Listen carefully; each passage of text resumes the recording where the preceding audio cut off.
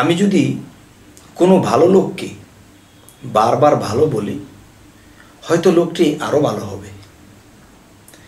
তবে কিছু কিছু খারাপ লোক আছে পৃথিবীতে, জানি সে খারাপ করে বেড়ায়, খারাপ বলে বেড়ায়, এই খারাপ তার চরিত্র। কিন্তু দেখা যায় এই লোকটির সামনে গিয়ে যখন আমি বারবার বলি, বাবা আপনি খুব ভালো মানুষ, আপনি কি সুন্দর করে কথা বলেন, আপনি কি সুন্দর করে মানুষের সাথে আচার ব্যবহার করেন, এই জিনিসগুলো খুব ভালো লাগে।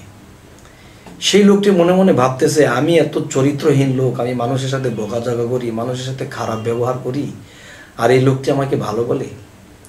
তখন লোকটাকে একটু চা খাওয়ালো, লোকটার মাথায় হাত বোলালো, ভাই বা বাবা আপনার চেহারার মধ্যে কি মিষ্টি আল্লাহ রেখেছে, আপনার প্রত্যেকটা কথাও আমার কাছে খুব ভালো লাগে, আপনার চলাফেরা ভালো লাগে, এরকম যখন বলতে থাকে দেখা হলে, তখন সেই লোকটি খুবই খারাপ ছিল। এই লোকটি বলতেছে, না, আমাকে যেই লোক এত ভালো বলে, এই লোকের ক্ষতিও করা যাবে না, আর এই লোকের সাথে আমার খারাপ ব্যবহারও করা যাবে না। যখন এই লোকের সাথে দেখা হয়,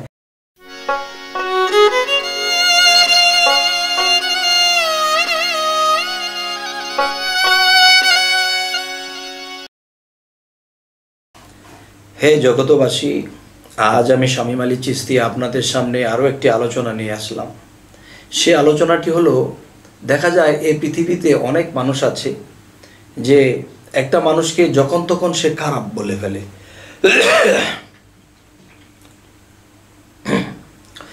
একটা মানুষকে যখন তখন সে খারাপ বলে ফেলে, এই লোকটি দুষ্ট, এই লোকটি খারাপ, এই লোকটি ভালো না, এই লোকটি, মানে দেখা যায় এই লোকটি যেমনই আছে কিন্তু একে খারাপ বলে।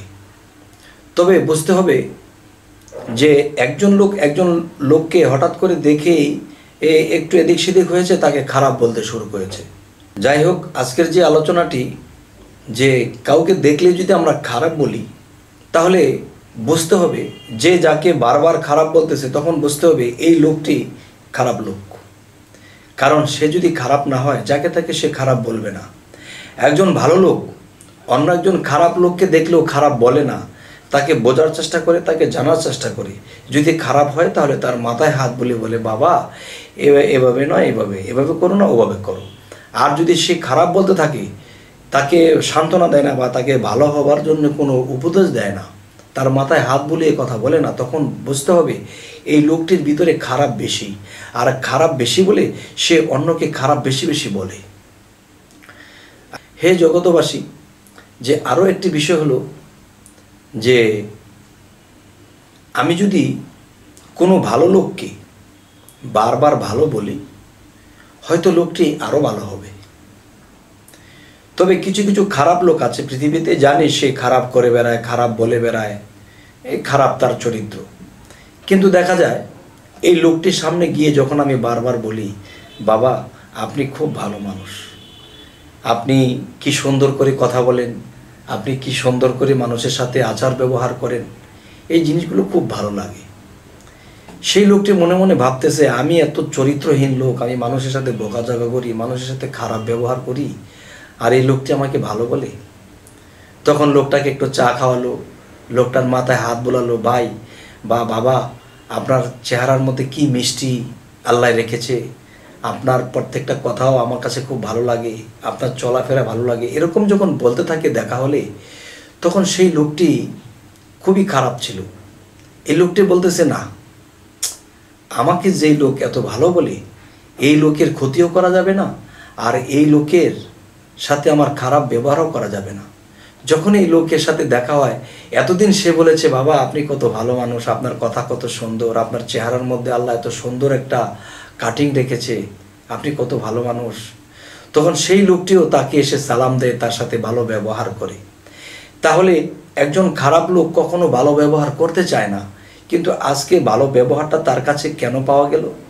কারণ আমি তাকে ভালো বলেছি, আর ভালো বলেছি বিদায় তিনি আমার সামনে খারাপটা করবে না।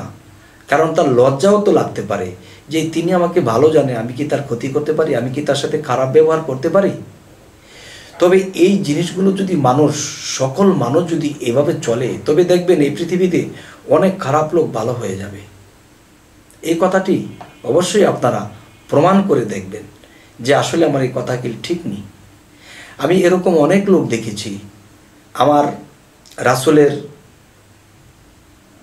আমার রাসূলকে আমি স্মরণ করেই কথা বলছি, আল্লাহর দয়া নিয়ে আমি কথাটি বলছি, আমার মুর্শিদকে স্মরণ করে আমি এই কথাগুলো বলতেছি যে এই পৃথিবীতে অনেক খারাপ লোক, অনেক কটুবাক্যের লোক, আমি তাদের সাথে ভালো ভালো আচরণ করেছি। প্রথম তারা কেমন খিটখিট করেছে, কিন্তু তাদের সাথে আচার ব্যবহার ভালো করতে করতে, এদেরকে ডাকখোঁজ করতে করতে তারা এমন পর্যায়ে চলে গেছে, তখন তারা আস্তে আস্তে আমার সাথে কথা বলতে বলতে ভক্ত হয়ে গেছে। যে আসলে আপনার সাথে যদি দেখা না হতো, আপনার সাথে যদি চলাফেরা না হতো, তাহলে না জানি আরও কত খারাপ হয়ে যেতাম। তবে আজকে দেখা যায় যে আমি তাদের সাথে ভালো ব্যবহার করতে যাই, আর তারা যখন খিটখিট করেছে, এতে কিন্তু আমি মুচকি হেসে দিয়েছি ভিতরে ভিতরে, কিন্তু এদের সাথে আমি রাগ দেখাইনি বা বিরক্ত বোধ করিনি। এরকম করতে করতে তারা আমার বন্ধু হয়ে গেছে। এখন তাদেরকে যদি একটা কিছু বলি যে বাবারে, ভাইরে, বন্ধুরে, এই কাজটা একটু করেন, এই কাজটা এভাবে করেন, বা এই কথাটা এমনি বলেন, তারা বলে। কারণ যে একটা জিনিস, একটা আগুনের মধ্যে যত আগুনের তাপই থাকুক, যদি পানির ছিটা দেওয়া হয়, তখন দেখা যায় এই পানির ছিটাটা পেতে পেতে প্রথম ছিটাটা লাগলে ছাত করে ওঠে। একটা গরম জায়গাতে পানি দিলে ছাত করে ওঠে, কিন্তু ছাত যেহেতু করতেছে, একসময় সে ঠান্ডা হয়ে যাবে, এই ছাত আর করবে না। তবে কারো সাথে ভালো ব্যবহার করতে গেলে সে একটু উগ্র মেজাজ দেখাতে পারে, ছাত করতে পারে, কিন্তু ছাত করতেছে বলেই কিছুক্ষণ পরে সে আর করবে না, সে ঠান্ডা হয়ে যাবে। তখন সে আমার দিকে রুজু হবে, সে আমার কথা মানবে, চলবে। তবে ধৈর্যের দরকার। এই জন্য আল্লাহ কোরআনে বলেছে, আমি ধৈর্যশীলদের সাথে আছি। তাহলে আমরা যদি এই জিনিসগুলো অবলম্বন করি, তো অবশ্যই অনেক খারাপ চরিত্রের মানুষ, অনেক দুর্চরিত্র লোক, অনেক মেজাজ গরম লোককেও আমরা ভালোবাসা দিয়ে এদেরকে পথে আনতে পারব।